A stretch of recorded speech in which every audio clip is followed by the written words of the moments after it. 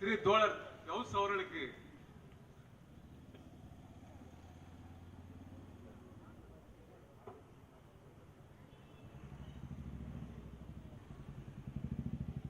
அன்பிற்கும் பெரும் மரியாதைக்குரிய தோழர்களே, சகோதர சகோதரிகளே, போரூர் காரம்பாக்க பகுதிவாழ் மக்களே, வியாபார பெருங்குடி மக்களே, நமக்கு முன்பு பாடல் பாடிய கலைக்குழுவினர் ஒரு சம்பவத்தை நினைவு கூர்ந்தாங்க. 1947 ஆகஸ்ட் 14ஆம் தேதி இந்தியாவில் இருந்த எல்லா தலைவர்களும் உறங்கிக் கொண்டிருந்தார்கள். அம்பேத்கர் மட்டும் விழித்துக் கொண்டிருந்தார். அவரால் போய் ஏங்க எல்லாரும் தூங்கிட்டு இருக்காங்க, நாளைக்கு சுதந்திரம் அடைய போறீங்க, எல்லாரும் கொண்டாட போறீங்க, நீங்க மட்டும் முழிச்சிட்டு இருக்கீங்கன்னு சொல்லும் பொழுது, இனி யாருக்கெல்லாம் சுதந்திரம் கிடைக்கும் என்று நினைக்கிறார்களோ அவர்களெல்லாம் தூங்கிக் கொண்டிருக்கிறார்கள். நான் யாருக்காக சுதந்திரம் கிடைக்கும் என்று சொன்னேன்னா அவர்கள் இன்னும் தூங்கிக் கொண்டிருக்கிறார்கள் என்று சொன்ன அந்த விஷயத்தை அவர்கள் சுட்டிக்காட்டினார்கள். அன்பானவர்களே, பாபா சாஹேப் அம்பேத்கர் அவர்கள் யாருக்காக முழித்துக் கொண்டிருந்தார்களோ அவர்களே இந்த தினத்தில் பாசிச சங் பரிவார் கும்பலோடு கூட்டணி அமைத்து தேர்தலை சந்தித்துக் கொண்டிருக்கிற நேரத்தில் தோழர் சவுந்தரராஜன் அவர்கள் இந்த விழாவை முன்னெடுத்திருப்பது பெரும் சிறப்புக்குரியது. அன்பானவர்களே, பாபா சாஹேப் அம்பேத்கருடைய வாழ்வு, அவர் உருவாக்கிய அரசு சட்டம், நமக்கு பெற்றுத்தந்த அந்த உரிமைகள், இதை குறித்தெல்லாம் பேசுவதற்கு நிறைய இருந்தாலும் கூட சுருக்கமாக ஒரு 6 பேர் கொண்ட குழு எதை பாபா சாஹேப் அம்பேத்கர் செய்து காட்ட விரும்பினார் என்பதை இங்கு நமக்கு எதிர காட்சியாக நின்று சென்றார். அன்பானவர்களே, அந்த கலைக்குழுவை பாராட்டி பேசிய தோழர் குமரேசன் அவர்கள் ஒரு விஷயத்தை சுட்டிக்காட்டினார். பறை இசை என்பது சாவு ஊர்வலத்தை மட்டும்தான் நடக்கும், அது நீங்க மக்கள் இசையா மாறி இருக்கிறார். உண்மைதான். பறை என்பது பறையர்கள் வாசிப்பாங்க. யாராவது வீட்டுல யாராவது செத்துட்டாங்கன்னு சொன்னா ஊர்ல 4 பறையர்கள் ஃபுல்லா குடிச்சிட்டு இருப்பாங்க. அவங்களை கூப்பிட்டு பறை இசை வாசிக்கக்கூடிய அந்த இதை இன்னைக்கு பறை என்பது தமிழர்களுடைய இசையாக ஏதோ குடிச்சிட்டு வாசிக்கக்கூடிய, அது வெறும் ஒரு மேளம் அல்ல, அது தமிழர்களை தட்டி எழுப்பக்கூடிய ஒரு புரட்சியின் ஓசை என்பதை இந்த தோழர்கள் நம்மிடையே காட்டினார். நமக்கும் அந்த புத்தி தான் இருந்தது. பறை இசை என்பது யாரோ 4 பேர் படிக்காத, வேலை வெட்டிக்கு போகாதவங்க 4 பேர் வாசிப்பாங்க, அதிகபட்சம் சாவு ஊழல் வாசிப்பானா. அந்த 6 பேர்ல 2 பேர் உதவி பேராசிரியர்கள், 2 பேர் முதுகலை பட்டம் படிச்சவங்க, ஒருவர் வங்கியில வேலை செய்கிறார், இன்னும் ஒருவர் இளங்கலை பட்டம் படிக்கிறார். இதுதான் தமிழ்நாடு, இதுதான் தமிழ்நாடு, இதுதான் ஆரிய சங்க பரிவார கும்பலை உறுத்தி கொண்டிருக்கு. அதனால்தான் முத்துவேல் கருணாநிதி ஸ்டாலின் சொல்கிறார், Tamil Nadu will fight, Tamil Nadu will win. Tamil Nadu போராடும், தமிழ்நாடு வெல்லும். அன்பானவர்களே, பாபா சாஹேப் அம்பேத்கருடைய கனவும் இதுதான். எல்லோரும் படிக்கணும், எல்லோரும் உயரணும். மக்கள் இருக்கக்கூடிய கல்வி ஏற்றத்தாழ்வு, கல்வி என்பது உயர் சாதியினர் மட்டும்தான் அந்த கற்பனையை, அந்த யதார்த்தத்தை தகர்த்தி ஒடுக்கப்பட்ட விளிம்பு நிலையில் இருக்கிற ஒவ்வொரு மக்களும் கல்வி கற்க வேண்டும், அதன் மூலம் ஒரு சமூக உருவாக வேண்டும், அதன் மூலம் சமத்துவம் பிறக்கும் என்ற அந்த கனவை இன்று தமிழ்நாடு நிரூபித்துக் கொண்டிருக்கிறது. அதற்கான வாழும் சாட்சிதான் இங்கு கலை நிகழ்ச்சி நடத்திய அந்த தோழர்கள்.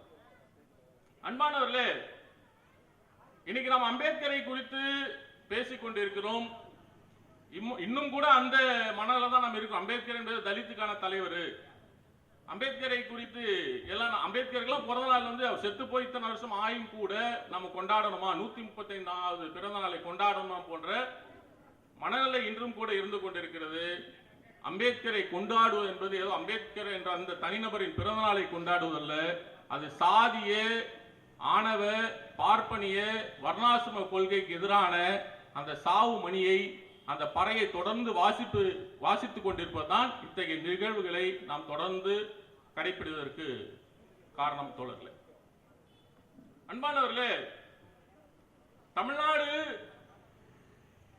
இந்த கூட்டத்திற்கு அழகான தோழர் 2 காரணங்களை சொல்லியிருக்கார். ஒன்று அம்பேத்கருடைய பிறந்தநாள், இன்னொன்று அரசியல் விழிப்புணர்வு பொதுக்கூட்டம்.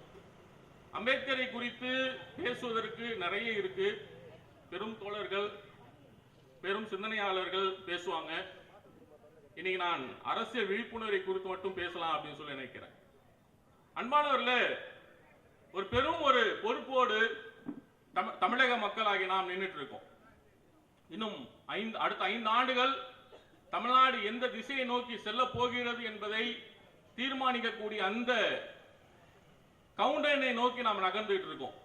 இன்னும் ஒரு வாரத்திற்கு பிறகு தமிழ்நாடு என்னவாக இருக்க போகிறது? தமிழ்நாடு பாபா சாஹேப் அம்பேத்கர் சொன்ன, இந்தியரெல்லாம் தலை நிமிரணும் சொன்ன அம்பேத்கரை போன்று அம்பேத்கருடைய கனவை நினைவாக்க போறோமா? தமிழர்கள் எல்லாம் தலை நிமிர சொன்ன பெரியாரின் கனவை நிறைவேற்ற போகிறோமா? இல்லை தலை குப்புற டேபிளுக்கு கீழே தவழ்ந்து போய் கொண்டிருந்த அடிமைகளை போன்று நாம் தமிழ்நாட்டை மாற்றப் போகிறோமா என்பதை வரக்கூடிய ஒரு வாரத்திற்கு பின்பு தமிழ்நாடு சந்திக்க இருக்கு தோழர்களே. அன்பானவர்களே, வெளிப்படையா பேசுவோம்,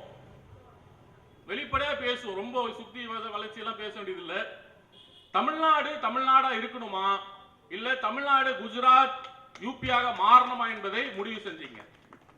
இன்னைக்கு ஒரு மத்திய அமைச்சர் சொல்லி இருக்கிறார், வெஸ்ட் பெங்கால்ல இருக்கக்கூடிய முஸ்லிம்களை பார்த்து சொல்லி இருக்கிறார், நீங்க எல்லாம் மே 5ஆம் தேதி உயிரோட இருக்கணும்னு சொன்னா எங்களுக்கு ஓட்டு போடுங்க.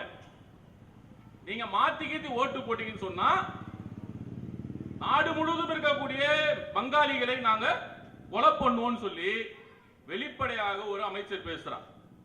அதற்கு சற்றும் குறையாத ஒரு விஷயம் தான், உனக்கு மதுரைக்கு மெட்ரோ வேணும்னு சொன்னா பாஜக ஓட்டு போடுன்ற. அங்க மிரட்டலை கொலையா மாத்திரம், இங்க நமக்கு பொருளாதார ரீதியான ஒரு மிரட்டலை கொடுக்கிறான். ஆக பாரதிய ஜனதா கட்சி என்பது ஒரு கட்சி இல்லை என்பதை நாம் புரிந்து கொள்ளணும். பாஜக என்பது ஏதோ அதிமுக, திமுக, கம்யூனிஸ்டுகளை போன்ற கட்சி அல்ல. அது மனித குலத்திற்கு எதிரானது, ஜனநாயகத்திற்கு விரோதமானது. அதனால இப்படியாப்பட்ட சமிக்கைகளை அந்த கட்சியில் இருக்கக்கூடிய சொல்லிட்டு இருக்காங்க. அன்பானவர்களே, படிக்க கூடாது சொல்லிக் கொண்டிருந்த ஒரு சமூகத்திலிருந்து இன்னைக்கு பட்டம் படித்துக் கொண்டிருக்கிறோம். தமிழ்நாட்டில் இருக்கக்கூடிய எல்லா குழந்தைகளும் படிங்க, நான் இருக்கிறேன் அப்படின்னு சொல்லி இங்க திராவிட அரசு சொல்லிக் கொண்டிருக்கு.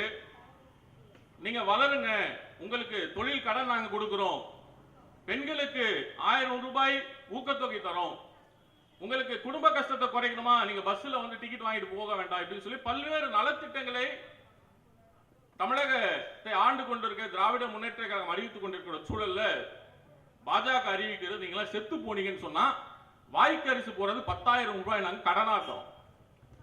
வாய்க்கரிசி போறதுக்கு கடனாத்தோம். ஆக ஒரு அரசா, ஒரு கட்சியா கூட ஒரு தகுதி இல்லாத ஒரு கட்சி தான் பாஜக. இவர்களுக்கு வேண்டியதெல்லாம் அமைதி இல்லை, இவர்கள் வேண்டியதெல்லாம் வளர்ச்சி இல்லை, இவர்கள் வேண்டியதெல்லாம் முன்னேற்றம் இல்லை, இவர்கள் வேண்டியதெல்லாம் கலவரம், சாகனம், ரத்தம் பத்திட்டு எரியணும், ஜெய் ஸ்ரீராம், பாரத் மாதா கி ஜெய், அவ்வளவுதான்.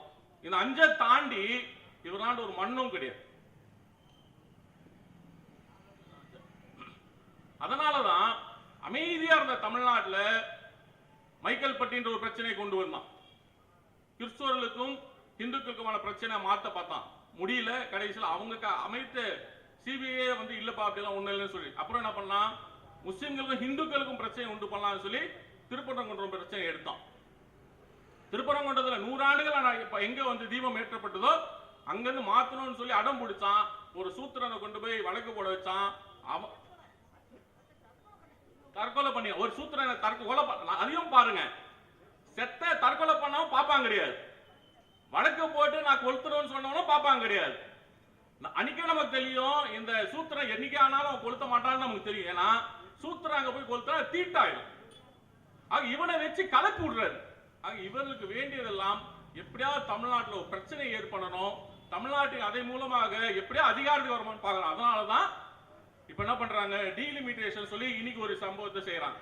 என்ன, இந்தியா வந்து 543 நாடாளுமன்ற உறுப்பினர்கள் இருக்காங்க. அது விரிவுபடுத்தி 800 சொச்சமா கொண்டு வர போறாங்க. அப்ப இதனால் என்ன பிரச்சனைனா, நமக்கெல்லாம் தெரியும், 3 பேர் நம்மளுக்கு பெற்றிருந்தாங்க நம்மளோட பெற்றோர். அதுபோல் 3 எல்லாம் வேண்டாம், 2ன்னாங்க, அப்புறம் 1ன்னாங்க. என்ன காரணம், பாப்புலேஷன் அதிகாச்சுன்னா டெவலப்மெண்ட் குறையும் அப்படின்ற ஒரு கான்செப்ட். ஆனா நம்மள ஒரு குழந்தை பெற்றுக்கன்னு சொல்லிட்டு வடநாட்டுல அந்த அளவுக்கான வளர்ச்சி போகல, வடநாட்டுல அந்த அளவுக்கான கல்வி போகாதனால அங்கத்தே மக்கள் தொகை கூடிடுச்சு. தமிழ்நாட்டை விட அந்த மக்கள் தொகை கூடியதுனால மக்கள் தொகை அடிப்படையில் இன்னைக்கு நாங்க வந்து தொகுதிகளை வரையறை செய்ய போறோம்ன்றான். அந்த அடிப்படையில் பார்த்தோம்னு சொன்னா தமிழ்நாட்டுல 40 குறையுது. குறையறதுனால இவங்க என்ன செய்ய போறான், அடுத்து என்ன செய்ய போறான்னா, சில மாநிலங்களை யூனியன் பிரதேசங்களாக மாற்ற போறாங்க. ஏற்கனவே சொல்லிட்டு இருக்கான், தேர்தலில் ஜெயிக்காதவன்லாம் எப்படியா முதலமைச்சர் அவரும் கனவுல இருக்கிறாங்க. இந்த பக்கம் திண்டிவனத்தில் ஒருத்தர் கனவு கண்டுட்டு இருக்காரு, தான் வந்து பிரிச்சு தமிழ்நாட்டில் ஒரு பகுதியை பிரிச்சு தான் முதலமைச்சர் ஆயிடுறான்னு சொல்லி. கொங்கு மண்டலத்தில் ஒருத்தர் கனவு கண்டுட்டு இருக்கா, நான் முதலமைச்சர் அப்படின்னு சொல்லி. அங்க தமிழ்நாட்டை 3ஆ பிரித்து எவெல்லாம் தோத்து போறானோ, எவெல்லாம் தேர்தலில் நின்று ஜெயிக்க முடியாது. ஏன்னா ஒரு கவர்னர் தான் போட முடியுது, தோத்து போறவங்க 40 பேர் இருந்தாலும் கூட கவர்னரை ஒருத்தர் தான் போட முடியுது. அந்த காம்படிஷனை கவர் பண்றதுக்காக தமிழ்நாட்டை 3ஆ பிரிப்பதற்கு கூட இவர் முயற்சி செய்து கொண்டிருந்தார்கள். ஏற்கனவே தமிழ்நாடு என்னவா இருக்குன்னு நமக்கு தெரியும். ஏற்கனவே தமிழ்நாட்டில் நிலவளம் மார்வாடி பனியாகம்புலுக்கு போயிடுச்சு. ஏற்கனவே மலை வளங்கள் அவங்க தான் கொண்டு கையில் வச்சிட்டு இருக்காங்க. தமிழ்நாட்டோட உழைப்பு அவங்க தான் சுரண்டிட்டு இருக்காங்க. இன்னும் தமிழ்நாட்டை மார்வாடி பனியா கும்பலாண்ட அடமானத்தை வைத்து விட்டு எப்படி நாம தலை நிமிர்ந்து நின்றுட்டு இருக்கோமோ அந்த தலையை தொங்க போட்டு வட இந்தியாவுக்கு டெல்லிக்கு நாம தலை குனிஞ்சு போகணும்னு நினைக்கிறாங்க. ஆனா தமிழ்நாடு எப்பவுமே டெல்லிக்கு அவுட் ஆஃப் கண்ட்ரோல் தான். முதலமைச்சர் இன்னைக்கு சொல்லியிருக்கிறார், தமிழ்நாடு ஸ்தம்பிக்கும். தமிழ்நாட்டை பாதிக்கக்கூடிய எந்த திட்டங்களை நரேந்திர மோடி அரசு அறிவித்தாலோ அல்ல டீலிமிட்டேஷன் என்ற பேர்ல தமிழ்நாட்டுடைய உரிமைகளை பறித்தாலோ தமிழ்நாடு ஸ்தம்பிக்கும் என்று சொன்னால், அதே நாங்களும் சொல்கிறோம். we are not controlling Delhi. டெல்லிக்கு நாங்கள் எப்பொழுதும் கட்டுப்பட மாட்டோம். முதலமைச்சர் ஒரு சமிக்கை கொடுத்திருக்கிறார். இந்த சமிக்கை தான் தமிழ் சமூகம் எதிர்பார்த்தது. நாங்கெல்லாம் அமைதியா இருந்தோம்னு சொன்னா அது ஏதோ பயந்துகிட்டு இல்ல, இந்த மாநிலத்தில் சட்ட ஒழுங்கை காப்பாற்றணும் சொல்லி முதலமைச்சரே ஒரு சமிக்கை கொடுத்து விட்டார். என் தலைமையில் போராடுவோம் சொன்னார். முதலமைச்சரை கையை காட்டுங்க, தமிழ்நாடு வெல்லும், தமிழ்நாடு போராடும். நன்றி, வாழ்த்துக்கள்.